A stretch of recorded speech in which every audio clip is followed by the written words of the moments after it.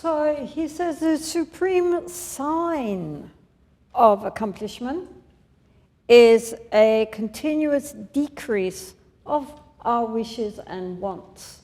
So the Buddha said in his first discourse that the source of our suffering, of our dukkha, is due to the clinging, grasping mind, which is in itself based on the egoic attachments. So always our mind is reaching out and grasping, and it's endlessly wanting, wanting, wanting. It gets one thing, it wants something else. We see this very much in our society today, where our standard of living is something which would only happen in a pure land 100 years ago. People could not imagine the level of comfort which we now enjoy, everybody. And yet, are people satisfied? Endlessly wanting more and more. The salty water that the Buddha talked about, he said we could drink the whole ocean and we would still be thirsty. So I think it's important for all of us to discriminate between what in English is called our needs and our greeds. Needs need to be dealt with. We need somewhere to live, we need clothing, we need food, we need, various things in our life. We need a social life, some entertainment, and so forth. That's okay, nothing wrong. But when our needs turn into simply greeds, wanting more and more, and with the idea that somehow if only I had that, I would be happy. And then we get it, oh wow, and then, oh wow, no, that's what I really need. And so it goes on, and I have to get more money, I have to get ahead because I need this bigger, bigger, bigger, more. We're like those rodents on a wheel, endlessly scrambling, getting nowhere because it's just a wheel, and in the end they fall off exhausted. And then end of life, start again next time. So this is very tiring. This is very, very exhausting. Why not let go? We just let go of the wheel, then no more scrambling. So therefore it's very helpful for us all, not just the Sunim, but for everybody, to cultivate the qualities of contentment and appreciation. Appreciation of what we already have, not always looking at what we don't have, but really looking at what we have already. Even just the fact we have this precious human body, that we have eyes that can see, ears that can hear. Isn't that amazing? I mean, that's wonderful. We have so much already, which we take for granted. We don't appreciate. All of you, compared with the rest of the world, the majority of the world, you are all highly educated. You can read, you can think. You have the freedom to believe what you wish to believe and not believe what you don't wish to believe.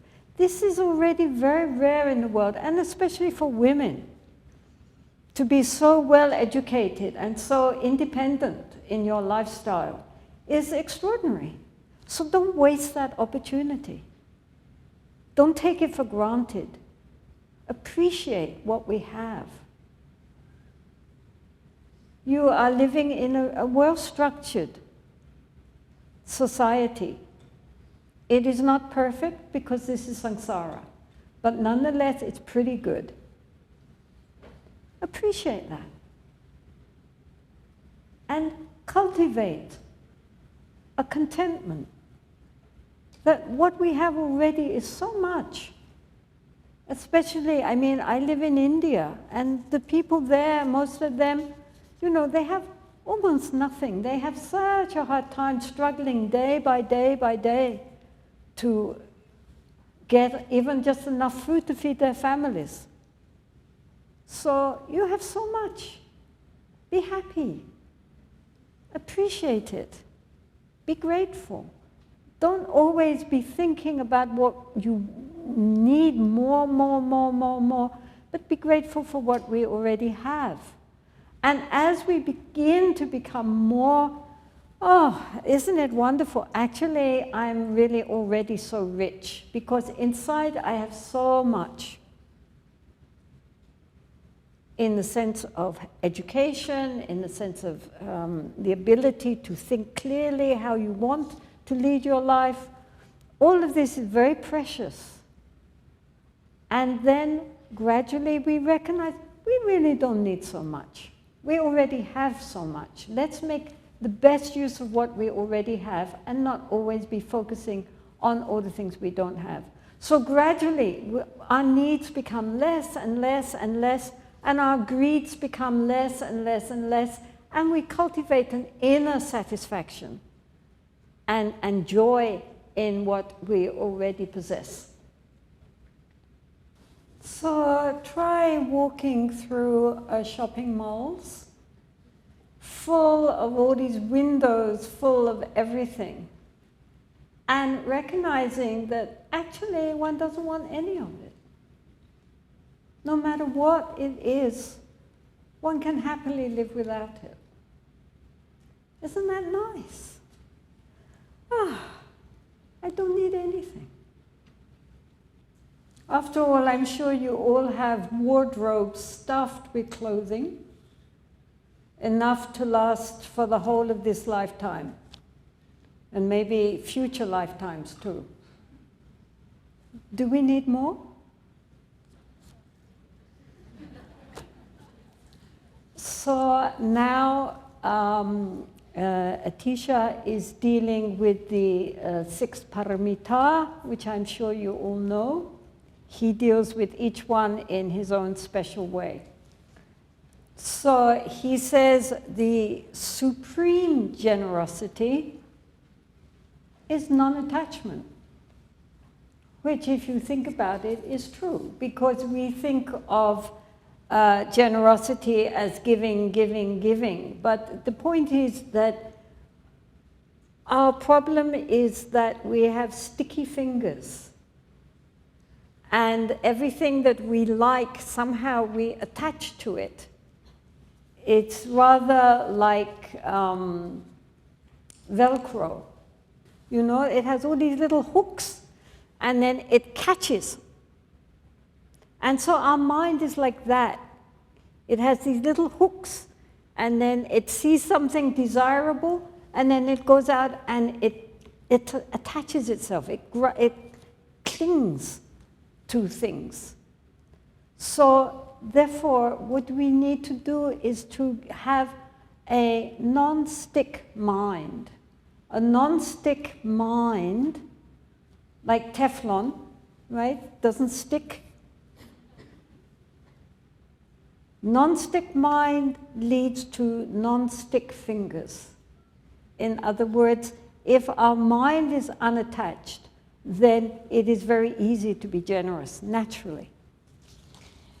A while ago in India, I had this friend who was a Hindu Swami. He was like a Sunim, but a Hindu Sunim. And he lived in this very simple ashram or temple made with mud brick. But he was very nice, very simple Swami, and he had a number of disciples, of students, who were quite wealthy. And in those days, we could not import luxury goods into India. So you could only bring them in if you went abroad, and then you could bring them in as your luggage. And so they would go, because they were affluent, his students. They would be abroad. When they came back, then they would bring him very nice gifts from abroad, which you couldn't get in India. So then these students, his disciples, would come with very nice little gadgets or, special things and offer to him. And he would take it and he would be so happy. Wow, this is fantastic, And he would play with it and look at it and, really enjoy it. So his students were very happy that, Guruji really likes this. Oh, Guruji really likes this. And then he would look around at the other students and you could know him. His mind was thinking, this is really nice. Who can I give it to? Who would like it? And then he would call one and say, here you are, this is for you. So he didn't say, when the student gave him, don't give this to me, I'm a renowned Swami, I'm not interested. And then the student, no, he loved it. Oh, this is great, thank you, thank you. Here, you take it.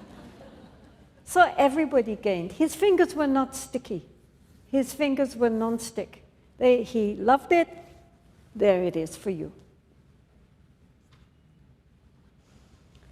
So this is the question. So this is why he says the supreme generosity is not to be attached. Things come and things go. The problem is not the things. Things are not,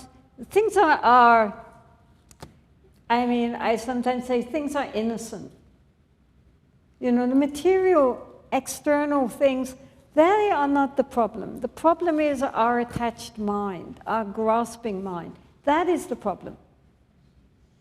And so this is why non-attachment is considered to be the supreme generosity, because there's not that sticky mind. And we can have many, many things and be unattached. We can have very little and be very attached. It is not the things which are the problem. It's our mental state which is the problem. So there is a traditional story to illustrate this. There was once a king in India. And so he was a king, he had a palace filled with many beautiful things, jewels and silks and all the things which kings have. But he was a very religious king. And he had a guru who was like they often have in India. He was what that's called a sadhu, so he just had a little loincloth and he had a wooden bowl for going on alms round. And that's all he possessed. He was a very renounced guru. So one time the king is in the garden with his guru. His guru is giving him teaching. And meantime, the servants come running up and saying, oh, Maharaj, king, quickly, your majesty. The whole palace is on fire. There are flames everywhere. Please come quickly, quickly. And then the king says, don't disturb me. I am learning Dharma from my guru. You deal with the fire. And then the guru jumps up and says, what do you mean? I left my begging bowl in the palace. So the point is that it's not what we own, but whether what we own actually owns us. So we can be attached to very little or attached to very much, but it's all attachment. So it's not the external articles which are the problem, it's our internal attitude towards this which is the problem. In fact, I don't know, Aileen I think could tell this story better. I just remember that somebody was saying that there was, in the modern times, there was a threat of fire, I think, that was going to burn down people's house. It was approaching, and so everyone was told to take what they really valued out with them. So this family told their son, I don't think they were Buddhist family, but they told their son to take out what he valued from his room because they had to leave. And so all he took out was a photo of the Dalai Lama. And they said, well, don't you want anything else? And he said, but Mum, this is the Dalai Lama. And that's all he wanted. So when we can be like that, then we're okay. The question is not our possessions or our generosity. The question is our attachment to our possessions, and even our attachment to our generosity. The highest accomplishment is a non-attached mind. I mean, it's not even that monks and nuns are less attached. They should be. But we can also become attached to being non-attached. So we have to be careful. So then the second part, again, he is going deeper than the words. He says the supreme ethical conduct, or shila, is to pacify one's mind.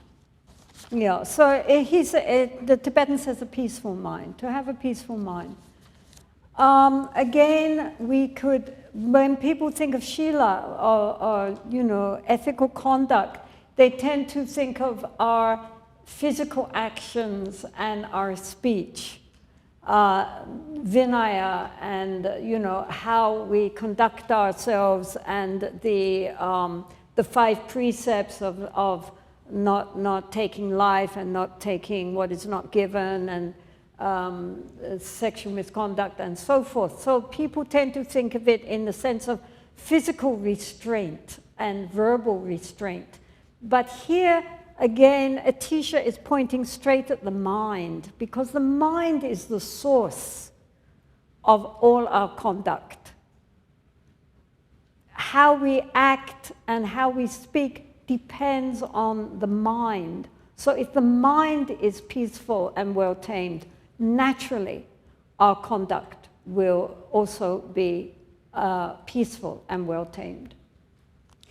So, especially in a traditional society, people, their conduct was decorous. In other words, they walked very nicely and stately. They sat, traditional chairs are extremely uncomfortable. You can't lounge. You have to sit up nicely.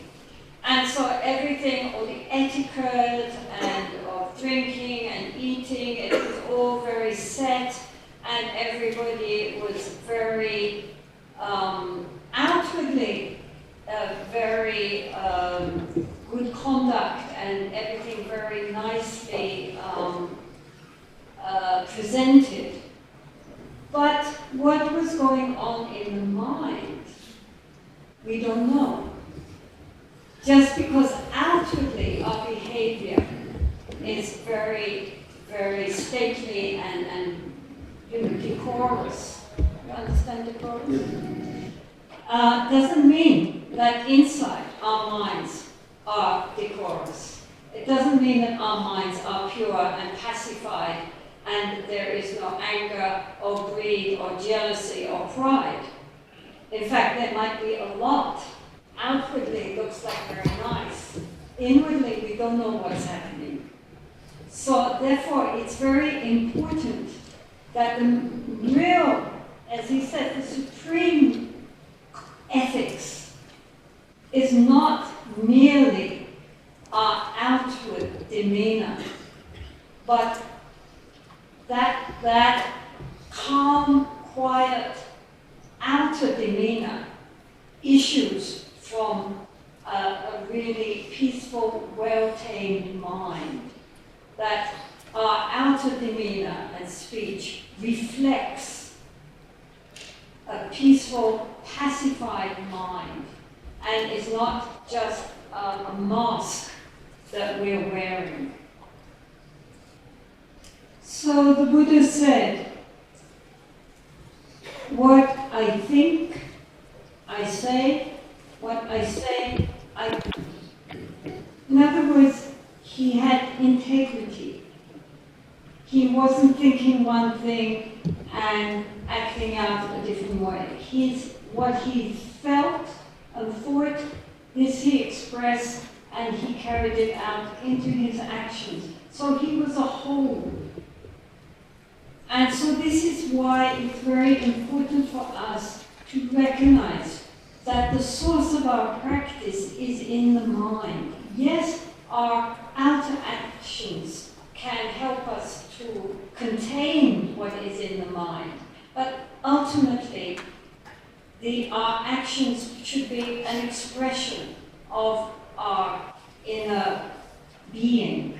If we are pacified inwardly, then naturally, without trying, our speech and our actions will likewise be pacified. And the section where he's now going through the 6 paramita, he dealt with generosity as being the genuine generosity is where we simply are not attached. So therefore things flow and we don't have sticky fingers.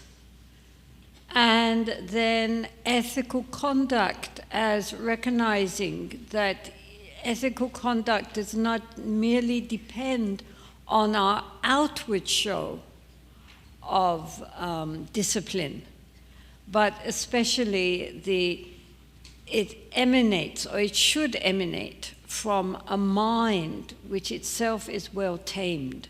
If our minds are well tamed and pacified, then naturally, without having to make effort, naturally our speech and our conduct will also be well tamed and well disciplined.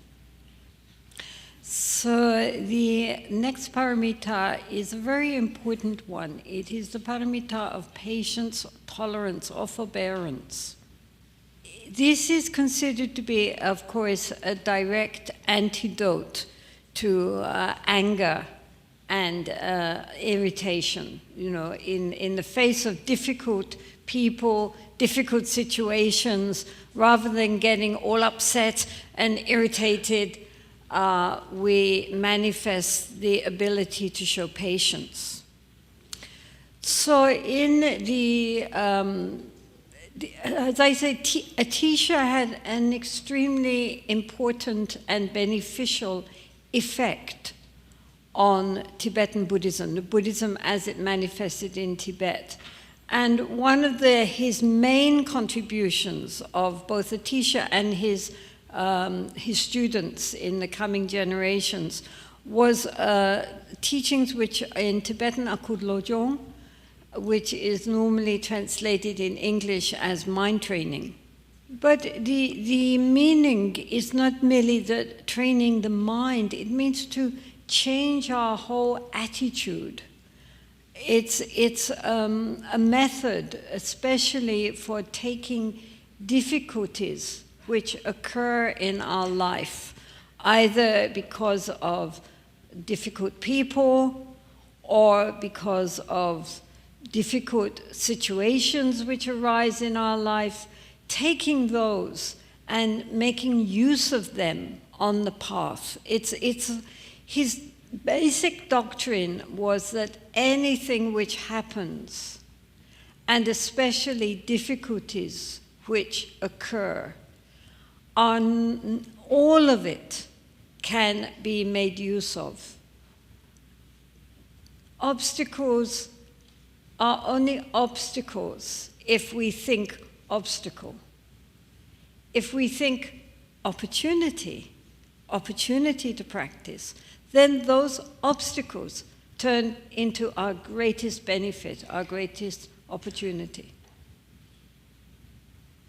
So, for example, this patience, Kshanti, is a very important quality on the path towards Buddhahood. In order to attain Buddhahood, it is not enough just to have profound meditation. We also need to acquire other qualities, such as generosity and ethics. But patience is also a very important quality. Now, we cannot cultivate patience unless someone annoys us. It's everybody, like here, everybody is so kind and so sweet and so friendly and so helpful. Of course, it's very easy for us to be friendly and nice backwards because you're being so lovely. Thank you. But on the other hand, it doesn't help really to cultivate certain qualities needed on the path. So I'm not asking you all to be not nice anymore, but please recognize that your being nice makes it very easy for us just to be very nice. And when people are kind, we think we are also kind. It's only when people are very difficult that we really understand, what being kind is. Now, of course, this doesn't mean that therefore we should all go around being really nasty to other people in order to help them to develop patience. But we live in samsara, and samsara by its very nature is difficult. So at some time we are bound to come up against situations and people that are very challenging for us. And so in those circumstances, when we meet with somebody who is difficult, maybe in the family, in your workplace, just in general, when we come across someone who is difficult, then normally we get upset, angry, irritated, depressed, annoyed. So if somebody is creating problems for us, rather than getting angry, it is much more skillful to recognize that this person actually is a teacher for us. What are they teaching us? They are teaching us the paramita of patience. And so therefore, far from being annoyed with them for being annoying, we should be grateful to them, because now we have the opportunity to practice, which we cannot do unless we meet with people who are difficult. Because normally, under ordinary circumstances, when people are difficult because maybe they don't say what we want them to say, they don't do what we want them to do, and so forth. So they are not doing what I want them to do. And so therefore, we are offended. Who is offended? The ego is offended. If there was no ego, we would not care. We would not care what they do.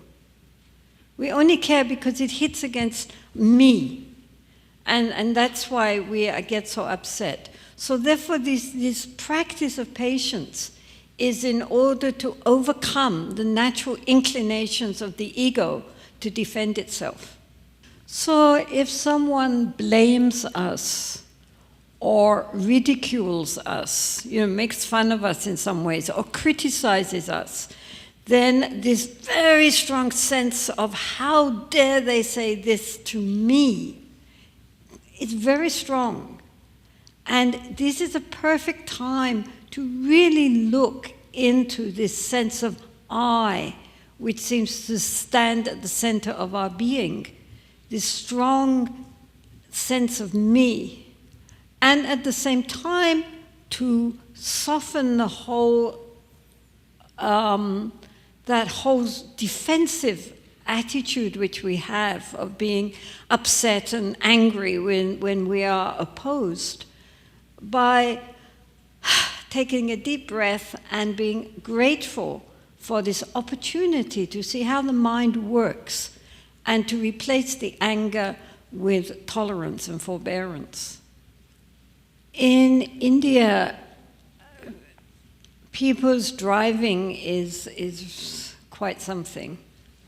I'm sure all you excellent drivers would not dare it in India. You have to be very intrepid, because They have their own way of driving and, for example, stopping just when they feel like it, or turning right when they indicated left or didn't indicate anything, and so forth. And always when there is a gap in front of the car, in front you have to always pass. It's one of the rules of the road that you have to be in front. You know, when you have cars and there's a car in front, you have to pass that car. And or they meet a friend on the road and then they just stop, and so forth. So they make up their rules as they go along. And the roads are very narrow also, usually, not like these nice big roads you have here. And so driving in India is an experience. So we had a friend, an Australian friend, and she eventually she gave up. But in the beginning she used to drive, and always cars were pulling out here and there or stopping or doing whatever they felt like doing just as it came to them. And so she would get, she would grasp the wheel and she would swear at them. And then deep breath, and may you be well and happy, she would say.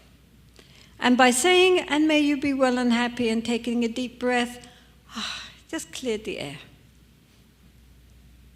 So, of course, this does not mean that we are naive. If someone is trying to cheat us, we recognize they're trying to cheat us, and we don't allow them to do that, because this is not only bad for us, it's also bad for them. They are making very negative karma. And cheating us, they will then believe they can also cheat others. So, we have to be sensible.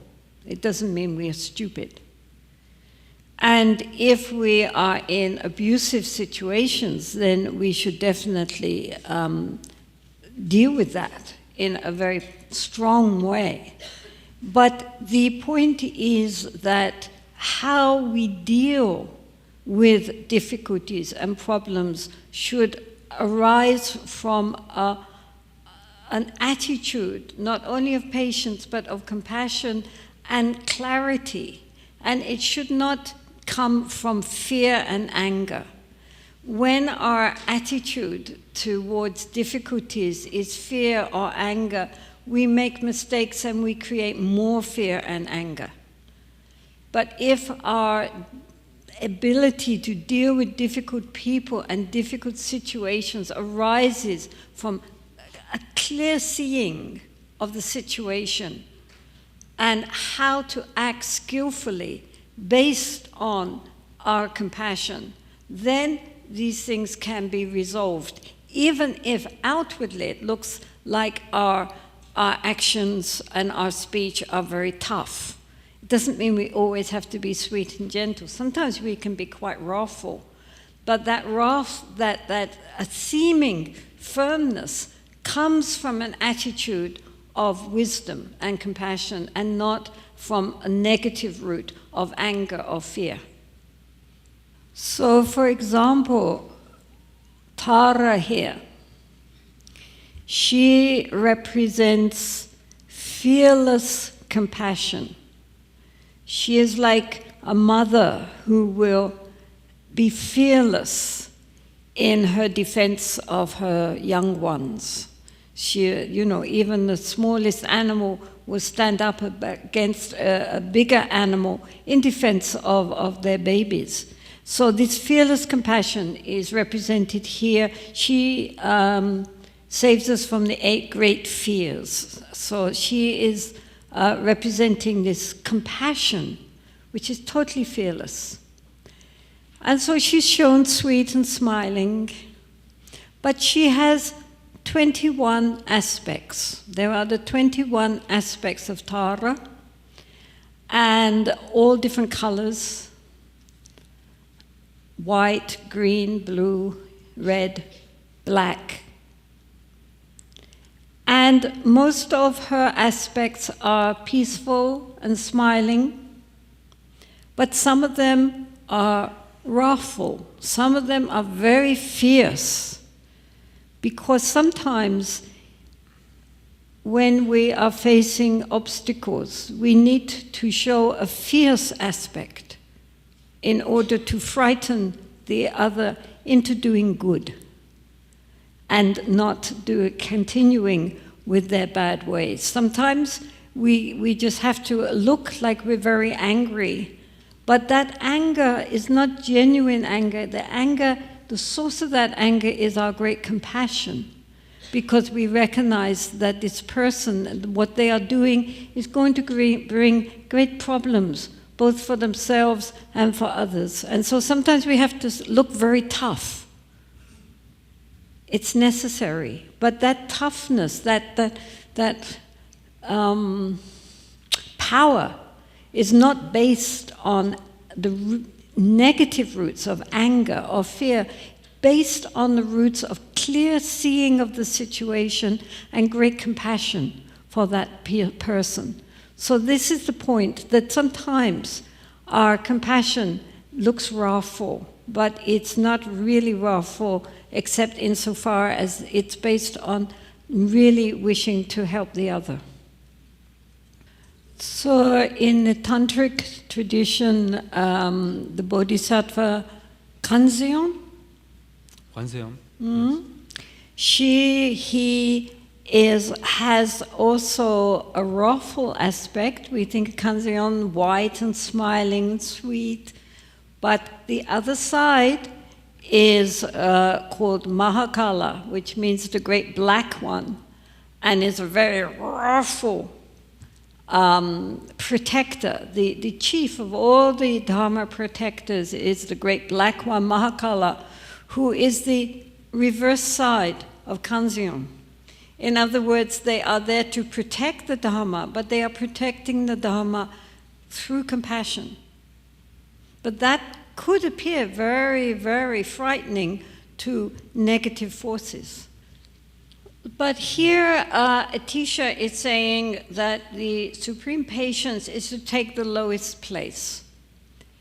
So the other aspect of this Lojong or mind training of the Kadampa school of Atisha is on the dealing with the question of self-concern, the self-cherishing mind, the self-clinging mind, which always thinks itself most important and is at the center of its own universe. This verse has to be interpreted, really. In a traditional society, then everyone knows their place. And, they know that they are superior to some people, inferior to other people. They fit within a network. This is now fallen apart in our modern society, but in a traditional society it was extremely hierarchical, even within the family.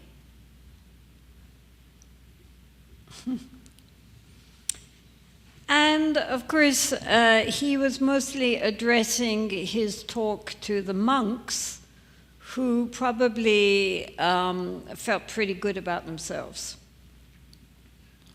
It is considered that traditionally that on the whole everybody feels okay about themselves, that they have that kind of inner confidence of whoever they are, that they feel pretty good about themselves. So therefore a lot of the texts are dealing with putting us down, trying to undercut too much pride in who we are. Now, of course, even people who don't feel good about themselves are nonetheless concerned with themselves. So even whether we feel we are superior to others or inferior to others or just as good or bad as others, nonetheless, it's always me. There is a well-known anecdote about His Holiness the Dalai Lama He's very interested, as I said before, in science, and especially in quantum physics and neuroscience and psychology and these kind of sciences which deal with the mind. And every year he holds a mind and science conference where top specialists in these various scientific disciplines come together to discuss with His Holiness and other Buddhist scholars about their latest researches and ideas, and to come to some kind of understanding between Buddhism and neuroscience. So His Holiness must have been going on about the self-clinging mind, the mind which is always thinking about itself and caught up with its own concerns and anxieties and hopes, etc. I mean, our universe revolves around me, me, me. And our self-inflation of our own worth. You know, we think we're pretty okay. So one of the scientists, these eminent psychologists or neuroscientists, said to His Holiness, yes, but what about low self-esteem? And His Holiness looked blank. What? Yeah, but what about low self-esteem? You're always talking about high self-esteem. What about low self-esteem? And His Holiness didn't know what he was talking about, basically. He asked his translator, what's he talking about? And the translator tried to explain, you know, that people feel bad about themselves and think that they're less worthy than other people. What about that? And His Holiness thought. Then he said, I think very rare, very rare. And so then this eminent scientist turned to his eminent colleagues and says, whoever suffers from low self-esteem and self-hatred? And they all put up their hand. So for His Holiness, this was a revelation, because in general, Tibetans feel good about themselves. So we are all playing various roles, but the important thing is that what he's saying when he says the supreme patience is to take the lowest place, it doesn't mean that therefore when we meet people we have to think that, oh, I'm so useless, I'm so hopeless, they're so wonderful, oh, I'm nothing, they're everything, which is again thinking me, me, me. What we need to do when we meet others is, as it were, to step out the way. Not that we are the lowest place, but at any meeting with another, they are more important. The other person is what counts, not ourselves. So it doesn't matter what other people think about us. It's irrelevant. It's like we can become empty. The stage is filled with the other and our interest in them and who they are and how to be of help for the other. We have to step out of the limelight in our own mind. So, I mean, this is the important thing, just this, that, you know, whoever we are with at that moment, our attention is on that person. I mean, we all have met people who are so full of themselves that they hardly even notice who they're with, because they're so much more concerned with the impression they are making on others, and the others are not important except as an audience for them.